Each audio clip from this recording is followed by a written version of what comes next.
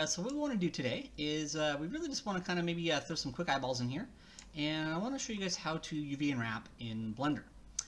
So of course, if we want, we can create a whole new object for the eyeballs, right? We haven't really used this that much because usually when we first open Blender to start our troll, it really just gives us a default cube. But one of the things you can do is you can always go to the Add menu right up here, kind of when you're modeling, and you'll see that there are a couple of objects. So we can kind of see there's a sphere. So if we want, we can just kind of drop in a sphere there. Now, you'll notice it comes in with this many polygons. I've pointed this out before in some videos. We don't usually need it that much, but usually when you create something or a tool's on, you'll see that kind of the options can show up down here, right? Kind of see at the very bottom here, Add UV Sphere. So if you click on that triangle, it opens it up, and you see you can kind of play with the size, the rotation, segments. So we'll make that maybe kind of 16. That'll just kind of be a little easier. That way it already looks good in low res, but it's not super, super dense. All right, we can kind of close that up. And there we go. Now in this case, the nice thing is kind of that mirror modifier is kind of already on for stuff, right? Which is kind of cool. And you can kind of see in this case, it's actually created as part of that cube. So remember, if we want to, we can always kind of select in this case, actually, I think we do want it to be part of the gear and armor. We don't have to have it fully separate and all that stuff. But remember, you can select the face, and the bracket key is actually select linked. That is in the select menu, right? Select linked right there. It's kind of bracket quick key. You'll actually be seeing shortest path in it. I'm going to show you that, and that can actually allow you to do kind of range edge loop selections. In this case, once you have those selected, remember, you could always kind of do things like duplicate. And then once it's duplicated, you could actually do things from like the face menu, like, where was it? I always forget where that's at. You definitely want to duplicate, and then you can separate. So you can actually separate by selection, make it a separate object. In this case, we don't want to do that. It's fine. I want it to actually be part of the armor one. So in this case, the mirror modifier is already on for that armor, so we can just, that's why it created two of them. So we can hit E for rotate, right? And we can just grab that red axis, right, or x-axis, kind of rotate it down a little bit. Believe it or not, your eyes don't look straight forward. So I'm actually going to rotate it just a little bit on the blue. I know you're thinking, no, that's not true. It's actually true, guys. If you actually have the eyeballs perfectly straight forward and the texture's perfectly on it, your characters are going to look cross-eyed. So believe it or not, your eyeballs don't face exactly forward. They are off-kilter just a little bit. So remember, E for rotate, right? W for move. Because I'm using, and most of you guys should be using, the industry compatible stuff, right? So when you go to Edit, Preferences, Key Map, there is this option right up here for industry compatible. What that does is it sets up, like we said before, it sets up my navigation, Alt, left, middle, and right mouse button for rotate your camera, move your camera, zoom your camera. It also sets up W, E, and R for move, rotate, and scale. Right? Those are quite awesome, and it makes it easy to transition over. Double-clicking on edge loops works the same. So I'm going to hit R for scale. Now remember, W, E, and R turn the tool on. Middle mouse button only does the uniform scale or the view move, right? So the actual move tool is W, E, R for move, rotate, and scale. But you can use the middle mouse button as a shortcut for your ability to view move instead of actually grabbing on the handles. So R for scale, and of course middle mouse button works for uniform scale there as well. We can just kind of, W for move again, and kind of move it into place. R for scale, right? Just kind of get it kind of right to about the size we want. Get it roughly into position. Now, if you do notice that there is a little bit of the eyeball sticking out, guess what you change the shape for? Not the eyeball. You change it for the eyelid, right? So remember, if I hit 4, that's in object mode, right? And then I can click on the body. We can go to 3 for face mode. And I can easily just kind of select some of these faces and move them out, right? If you really, really want to, remember, you can use your sculpt tools, right? You can go to the sculpting menu up here. Or you can even just go to edit mode, and you'll see there's actually a quick key for sculpting 5. And when you're in 5, you'll see that you can actually grab some of your sculpting tools. We're going to be seeing these in the not too distant future for some high-res sculpting. But here's all your sculpting tools. So this actually, basically, Blender has Mudbox within inside of it. And so you can see there's some good tools in here. Something like grab if you wanted to grab. And you can kind of just use it to do a little bit of shaping. right? So remember that you can actually use not only just things like your tweak tools and your regular move, rotate, and scale tools, but even Blender sculpting tools are pretty cool and can be pretty useful for allowing you to adjust shape if you want to, right? So keep that in mind, right? You can go to right here, quick easy for it's 5 for sculpt mode. Of course, edit mode's 1, 2 or 3 because that puts in a vertex and base mode. And then you can see that we kind of just corrected that eyelid shape to fit around the eyeball a little bit better. Now remember, in this case, if we hit 4 for object mode, and we click back on kind of the armor and gear, we can hit 3 to go back to face mode. You noticed, particularly in 4 for object mode, you notice how there's kind of that flat shading right there, right? Well, believe it or not, in object mode, if you right-click, there is an object context-sensitive menu, and if you hit Shade Smooth, it smooth shades the whole object. So if you don't like that faceting, which usually is annoying, you don't have to have that, right? If you wanted to, you could also, remember right up here is kind of Blender's version of Outliner. You could double-click on this, the cube 1, and you can call that armor, right? So if you want to name these, so when you look in here, they're actually properly named, you can. I can double-click on this one, much like Maya. You can call that body, right? And there we go. And then you can kind of see there's armor and body. And remember, you can turn kind of the eyeballs off and on for them, right? In this case, I'm going to turn the eyeball off for the moment for the armor because I want to UV unwrap the troll, right? And of course, I'm going to go to 3 for face mode. Now, in this case, I don't really need or want the mirror modifier for the moment, right? It's going to be easier to UV unwrap this in half and mirror it over, right? Technically, remember, you can have UVs not on top of each other to get full, unique, asymmetric texturing. But in particular, since we're distance learning, we're just going to keep it really simple and just have these on top of each other, maximize the texture resolution, right? That way, you know, particularly if you're on a not a strong computer, you know, you can have a lower resolution texture that'll still look pretty good. So we're going to keep it simpler and just kind of have the UVs on top of each other. You will lose the ability to asymmetrically texture, but that's fine. You know, generally you're going to have fairly symmetrical textures anyways. So in this case, remember, with the body selected and kind of the little blue wrench on, you can always just hit that X to get rid of that mirror modifier. Now you'll notice kind of the other day we were kind of fixing up that scene down the center with the smooth tool, but when the mirror tool's off, that mirror modifier's off, it kind of does that, right? So remember, if you go to 2 for edge mode, you can double click on one of those edges and that selects your edge loop. Now by default, your manipulator is set to global, right? Kind of the world. You can hit R for scale. And watch what happens if I start to scale in on the red axis. See how they scale in towards the center? Now what's cool is once I've started to scale on the red axis, you'll notice that I actually get this scale options here. So I can open this up, and if I want, I can actually type in 0 for that x-axis to have that edge loop go right perfectly to the center. And inversely, if you turn your move tool on, you'll notice that you can kind of move and make those adjustments and type in values for that as well. Or say you wanted to rotate like a certain amount of degrees there, right? We can say 30 degrees. And so it rotates at 30 degrees. So keep that in mind. You don't have to do that. The scale is the one I really wanted to do to kind of get it to that 0, right? We did want to kind of get that 0 for the X. That way we know that edge loop's perfectly centered on the 0 of the world itself. All right. So just kind of remind you guys about that a little bit. That's kind of cool stuff. Now, at this point, what we want to do is I'm actually going to file save scene, save as, right? And in this case, I'm just going to go down here, and I'm just going to call this Troll UV blend, right? Oh, not the L there, though. There we go. That way I've kind of got the original Troll, and then I've got kind of the UV unwrapped one. There we go. So we got Troll UV now, right? So remember, you can save as, save. You can export as many different formats. You notice FBX is there. I think that's really the big one. OBJ. Kind of the standard stuff that you can import, export out of Maya. So you see that you can import FBX or OBJ as well. So you can easily get your stuff from Maya to Blender and vice versa, right? All right. So in this case, what we want to do is we've been working in the modeling menu, right? There is a UV editing tab, right? This is one of the great things that they did with the newest versions of Blender was they really copied this from Modo. The kind of the workspace stuff. Maya has it, but Modo was the first one ever did it, and it actually has like tabs like this at the top. So this is much more directly kind of a Moto copy than a Maya copy.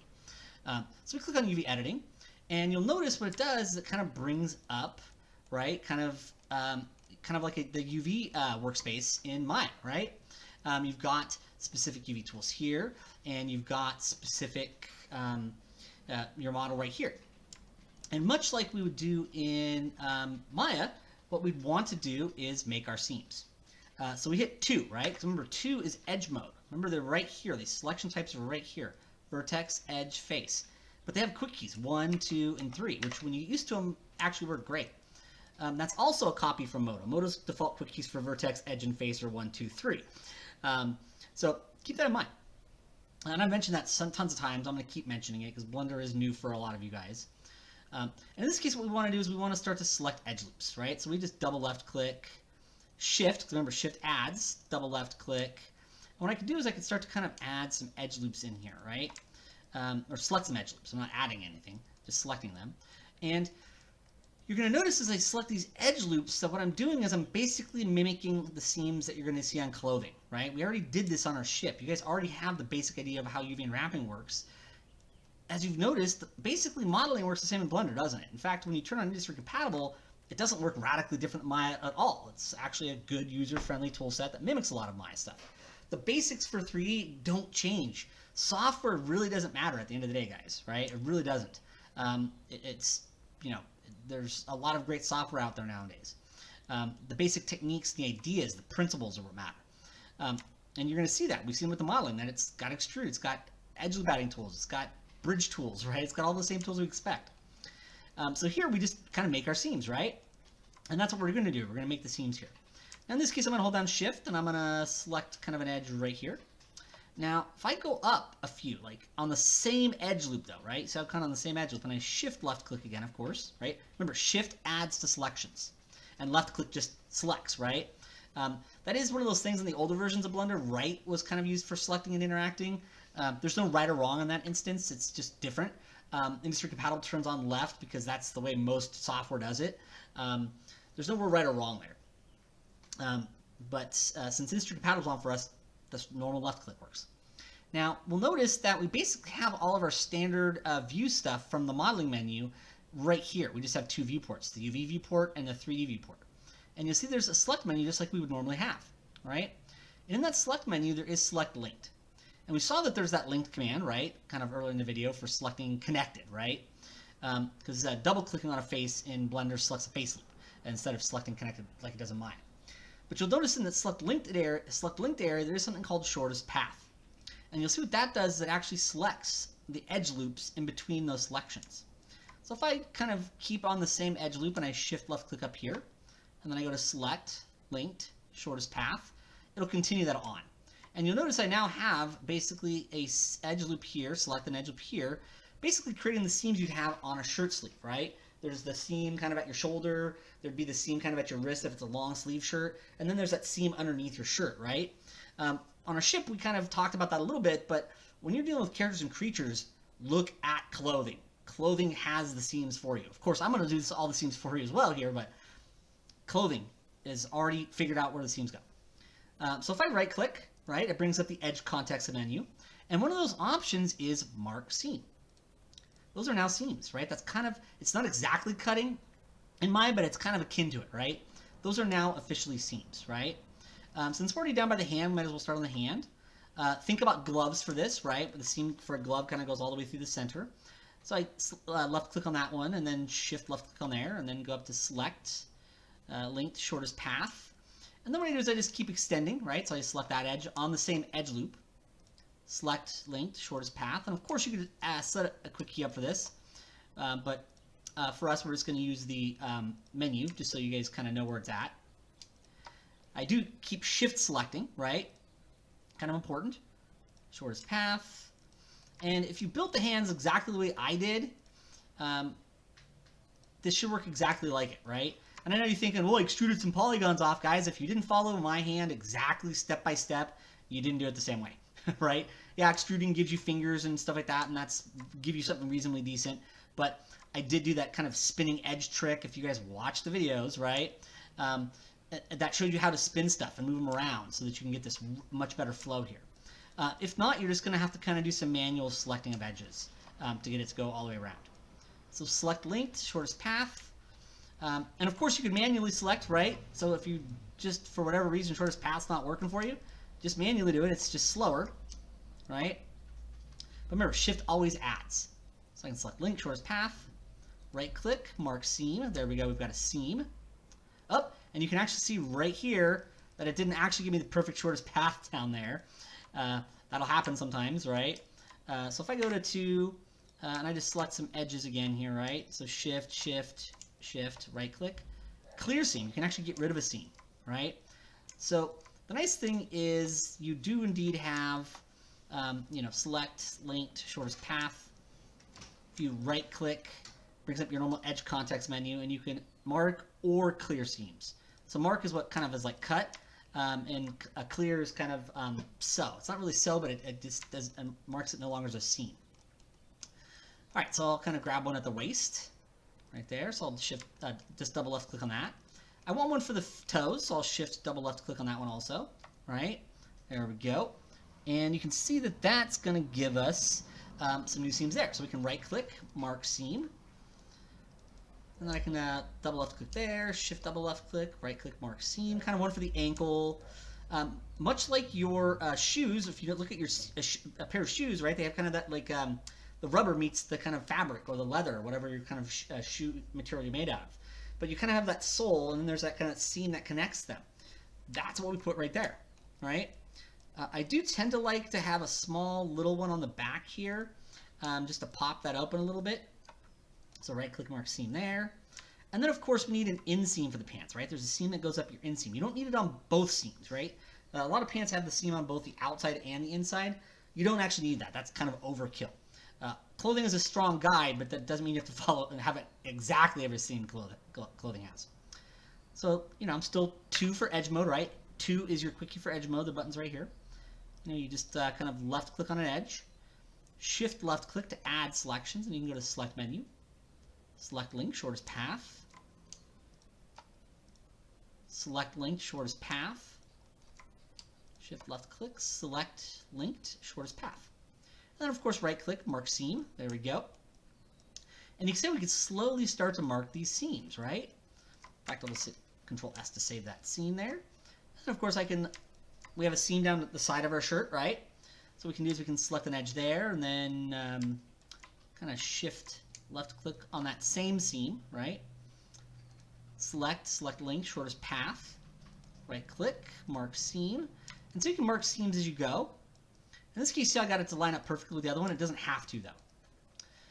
We're going to want to put one kind of about the neck, right? So kind of right here is good. Right click, mark seam. We'll kind of do a little bit of one kind of maybe through here. So shift, or left click, shift left click on the same loop, right? Select menu, right? Select link, shortest path. There we go. Right click, mark seam. And then we're just going to kind of put one through kind of the ear and head here. And this will work pretty well. Nowadays, most unfolding algorithms are quite strong. And so you can kind of just put one right through the head here. And remember, if you're doing 3D projection painting, you don't really have to worry about seams too much. You will see some people will just put a seam kind of on the back of the head. That's nothing wrong with that, but that's kind of usually for people that are like, oh, I'm going to do 2D texture painting. And as I've seen in class, 2D texture painting is useful sometimes, but actually regular 3D projection painting is far more powerful, far more useful a lot of the time for texturing. So we'll just select an edge here and just kind of shift left through there. Select link, shortest path. Shift left click, select link, shortest path. Just kind of keep extending it. Select menu, select link, shortest path. And then of course right click, mark seam. And that just gives us a nice seam to kind of pop the front of the head and the back of the head off, and even kind of the ear. And that'll work pretty well for us. It'll give us some fairly low distortion UVs. And the seam will work reasonably well there. So now you can see we have our seams created. So pretty easy, right? You just select the edges you want to be your seams, right click, mark seam. Now at this point what we want to do is we want to actually kind of select everything here, right? So we're going to go to 3 for face mode. And what I'm going to do is I'm just going to kind of double left click on a face and it selects a loop. And then we could use that select linked, right? And that'll select a lot of that for you actually. And then if we want, we can kind of shift double left click on a face and that selects a face loop right there. Select linked right there. And then we can kind of just maybe a little bit through here. So there we go. Maybe one more here. Shift double left click. So remember, shift double left click will select face loops. All right, so if I just do a shift double left click, or even just a double left click, right, but it only does a face loop. In this case, I kind of want to keep those. And we can go select linked. It is that bracket. And that just kind of selects all of the faces. And when you select all the faces, you start to see your UVs here. Now, in this UV editing menu, you can see there is a little button here. It's kind of these two arrows diagonal. If you click on that, it actually shows you this viewport and this viewport linked up. Now, the nice thing is once you've got your seam selected, all you have to do is go to the UV menu, right? Right in here, right in the actual UV editing, there's this view here. You go to UV, and you see there's unwrap. And there you go. And you'll notice that this default Blender algorithm is quite good, right? It's quite strong. It does a pretty good job of unwrapping this. So once again, just like the modeling tools and the overall workflow and the Blender 2.8 series are quite strong, so are the UV unwrapping stuff, right? So at the end of the day, you guys are hopefully starting to see that Blender is a very valid alternative to Maya. So there's our UVs. Now in this case, we don't really see the UV distortion on here. One of the ways we can achieve that is we can click on New here, and you could actually go to Generate a Type UV Grid. Having said that, I don't really care what the UV grid looks like in here. I want to see it on the model. So that is an option there, but you might find it a little easier since we just want to see it on the actual model itself to go over to kind of this area, right? We've seen this a bunch before, right? There's the blue for our modifiers, the blue wrench for our modifiers. The very top one here is kind of some tool properties if we need to get to them. One of the things you'll need see is at the very bottom is there is an area at the very bottom that looks like a kind of a red globe. That's your materials. And we're going to see this more as we go on later on. For now, this is going to be fine for us. But you see, these are all your material properties, right? And by default, the principled BSDF is on, right? And this is actually kind of, I want to say Pixar's shader format that creates physically realistic shaders and materials. You see there's a metallic slider, specular roughness, clear coat, a lot of the stuff that you expect to find in Arnold, actually. So once again, you can see even this stuff is not radically different from Maya when you really get to know where the stuff's at. So there's base color, and you see the little kind of dot. That's kind of like checkerboard in Maya, right? So if I click on this dot, you'll notice that it actually brings up kind of our options, right? We can kind of create some procedural textures if we wanted to, or ambient inclusion inputs. But you see there's an area called image texture, right? Image texture. And once we click on that, this base color now has an image texture. And you see how you can actually go to New right here, right? We can click on that, and that brings up that same kind of stuff we had before. We could do the generated type to UV grid, right? Now, the only thing we have left to check is kind of up here. This is kind of wireframe, right? And then there's shaded. Obviously, 4 and 5 won't work in Blender for that, right? Because they use edit mode or object mode and sculpt mode. But you'll see there is wireframe here. There is shaded. And what next to it is your material, right? In this case, that should be showing the texture for us. So what's going on here? Let's, did I get it on there proper? I don't think I did. I think I didn't hit OK. UV grid, hit OK. There we go. All right. And now you can see there's your distortion grid on there. And see how it's looking pretty good, distortion-wise? There you go. So you can see you can get a quick little check to see if your UVs came out good, but much like Maya, they're actually quite strong right off the get-go. Usually you don't need to have that distortion grid on because nowadays most of them are good enough that you do it as a quick check just to make sure nothing went wrong because they're actually quite strong. And you can now see that UV unwrapping in Blender is actually quite good. Quite good. So in this case, I'm going to go back to shaded mode. And I'm going to go back to modeling menu here really quick. Because in this case, what we want to do is we want to mirror this back over, right? So I'm going to go to add modifier, and I can go back to mirror, and then I'll mirror back over, right? We could always turn this guy on because that kind of shows both sides, right? And we just want to make sure to make sure that merge tolerance is up high enough so it'll kind of merge those down the center, right? There we go. And these are now mirrored over. If we went to UV editing, we would see that the UVs are the same on both sides. All right. So what I want to do quickly is I want to kind of do a quick unwrap on the armor. So let me save that really quick, and let's click on the visibility of the armor, and then maybe kind of the visibility off the other one. And you can see my merge was a little high for this guy, so maybe I'll turn my merge limit down a little bit more. You can always recreate those eyeballs later on. Let's hit 3 or 4 for object, right? Select it. 3 for face. And we can always even hit 2 for edges, and I can just kind of bring these edges back out, right?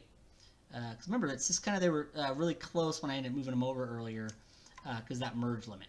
Make sure that merge limit's low enough. There we go. There we go. All right. So at this point, we're really just going to kind of get rid of that mirror modifier anyways, right? And we can see we might need to do a quick fix on this, right? So 2 for edge mode, and I can just double click on that. R for scale. Now in this case, you'll notice that the scale tool is not exactly centered, right? So this is one of those things where you can actually go to the kind of the one that looks like chains, and you could set this to bounding box, which actually is not doing it. Let's see, individual origins, that's not going to do it either. Let's see, global. Yeah, okay. Probably going to need to center that out again. But remember, you can always just kind of do a little bit of scaling in here, right? And if you need to, you can always kind of do your little kind of 0 for the scale. And if you need to, you can turn your move tool on, right? And remember, you can actually snap, right, that magnet. And you'll notice that you can actually snap to, let's see, where is the grid here? Because we don't want it to do a face.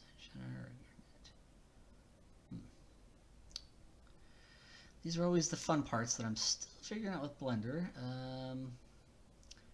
Should be able to snap to the grid unit there. In this case, though, since the move option's already open down here, we can just type in maybe 0, just get it kind of zeroed out. And remember, you can always come in here and just kind of do these little quick fixes. R for scale. Scale this in a little bit. Type in 0. There we go. You can hit W for the move tool. And actually, I think that was located on the 0. I think the view is just tricking me a little bit. So I'll double click on that one really quick. R for scale. No, see, it really isn't. Scale that in a little bit there. Type in 0. Remember, usually when you start to activate your manipulators, things like that are going to pop up there. And then we can turn our move tool on. We can start to move that towards the center. Man, that really should be, there should be a snap to grid in there, and I don't think increment's going to do it. Yeah.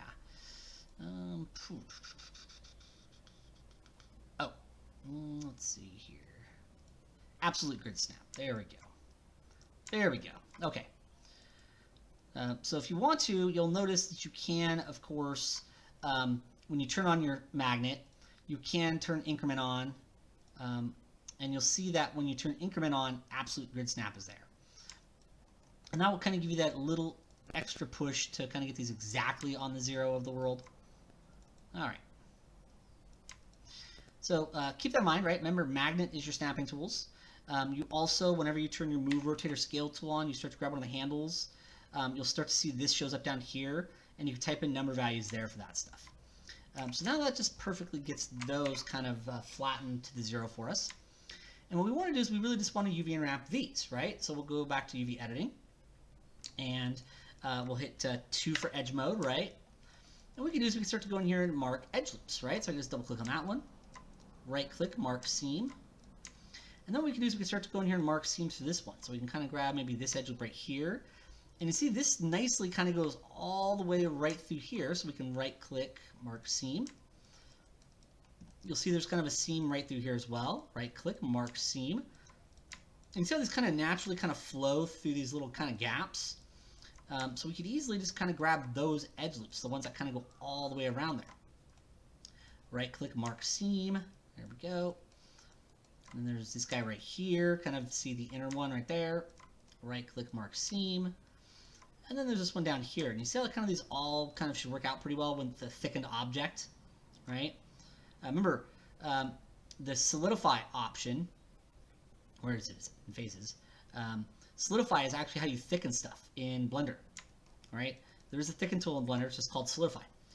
So right click, mark seam, there we go. Now these are not going to be perfectly adequate for us. It's going to try to break this up in one giant piece. So one of the things we could always do is kind of try to find a natural place to have another seam break. You always want to try to hide them as best you can, but sometimes you really can't, right? We really need to break this into kind of a front and back. So let's select that edge loop there. Right click, mark seam, and then right click, mark seam, and that kind of is going to allow this to break off into its own, and these other ones to break off for their own. Now at this point, what we can do, of course, is we can hit 3 for face mode. And I can start to just double left click to select faces, do my select linked, right? And that actually grabbed pretty much everything. If I shift double click on a face up here, it'll select the connected ones, or the edge loop, right? The face loop, and then select linked. And that selects everything, right? Because we really need all the faces selected, and I found that's one of the easiest ways to do it. And then we go to UV, and what we could do is we can unwrap. And there we go. And you see this will actually do a pretty good job for us as well. Now in this case, if we want to, we can of course select kind of some face loops in here, right? So shift double click, shift double click, shift double click. Just grab some faces in here. Look, come on. And we can do the select linked again, of course. And one of the things you'll notice in the UV menu, and also if you right click, you'll see this stuff too, unwrap, right? You will see you can stitch stuff together, right? But in the UV menu, you actually will see you can pack islands, right? And if you want to, you can actually try to have them average island scales. Oh, that didn't really do much for us, did it?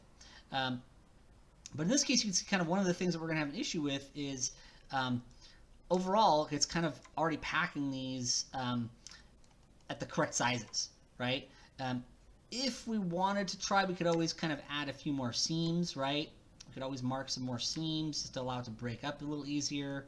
But one of the things you could always do, of course, is if you select the face in here and use that bracket that selects linked, right? It's always in here. Select linked, right? And then what you could do is you can hit R for scale, and you'll notice all your manipulator stuff works in here. So you could always just kind of use your standard manipulators to do kind of a little bit of manual repacking, right? Sometimes you just end up having to manually repack because the default pack kind of did it as good as it could. So remember, select linked. There we go. R for scale. Kind of move that up a little bit. We're just going to slowly kind of repack these a little bit here. Select linked. There we go. Just kind of get them a little bigger. And you might kind of do it a couple times, right? Just kind of really figure out exactly where you want everything at to kind of fit them in better. There we go. So move that one over a little bit. Remember, keep them within that main quadrant. And one of the things we could always do is the eyeballs could always be a bit bigger. It's never a bad idea to have your little more texture available for your eyeballs. All right, so select the face there. I'm just using that bracket key for select linked, right? Select linked. And then we can hit R for scale to scale that one up a bit. And there we go. And that'll just kind of get those packed fairly well for us. Of course, if we want to double check, we can hit the shaded mode here, and that default materials on everything, so you'll see that it'll quickly show you there that you're in pretty low distortion territory, right? So there we go. Of course, I can go back to modeling, and we can go to the blue wrench, and we could apply our mirror again. There we go. Remember that little kind of triangle shows the wireframe of both. Maybe make sure your merge is high enough to merge all those seams down the center. And then of course we turn the eyeball on for the body. And there we go. And even if we turn that guy on right here, right? Remember these are your wireframe shaded texture. You see there's your UV distortion on there, right? So that's how you UV unwrap in Blender, right? That's how you UV unwrap in Blender. All right, that'll be a great place to stop.